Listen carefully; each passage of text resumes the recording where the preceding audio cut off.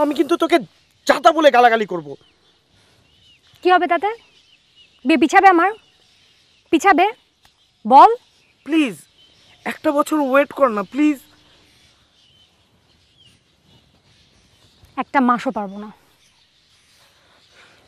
আমার কবিতাগুলো এখন ছাপা হচ্ছে, গত মাসেও 3টা লিটল ম্যাগে ছাপা হয়েছে আমার কবিতা। আর একটু ওয়েট করলে বড় বড় পত্রিকাগুলোতে ছাপা হবে, অনেক টাকা আসবে।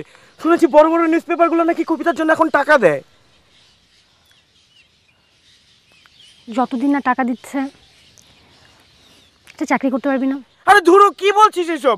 আমি হচ্ছে একজন ফুল টাইম কবি। শুনেছিস কখনো ফুল টাইম কবিরা এসব ছাপোষা চাকরি বাকরি করে? যত সব।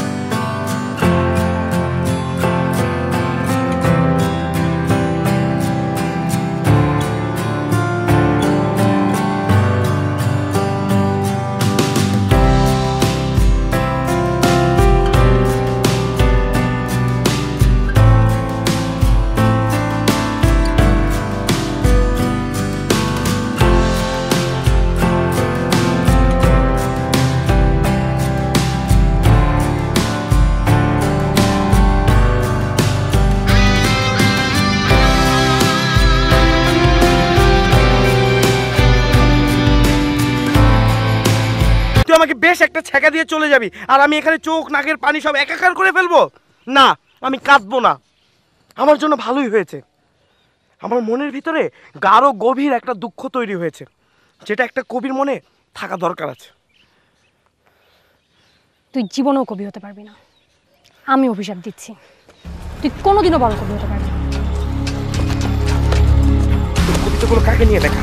এগুলো কাকে নিয়ে লেখা? দেখ দেখ, এই কবিতাগুলো কাকে নিয়ে লেখা? প্রত্যেকটা কবিতা তোকে নিয়ে লেখা।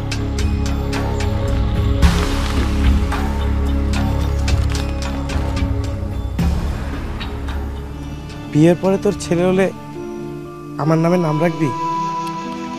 না, বিয়ের পর আমি একটা ছোট্ট বাচ্চা কুকুর পুষবো, আর সেই কুকুরের নাম দিব তোর নামে। আর সারাদিন কুকুরটাকে বুকের ভেতরে জড়িয়ে ধরে বসে থাকবো।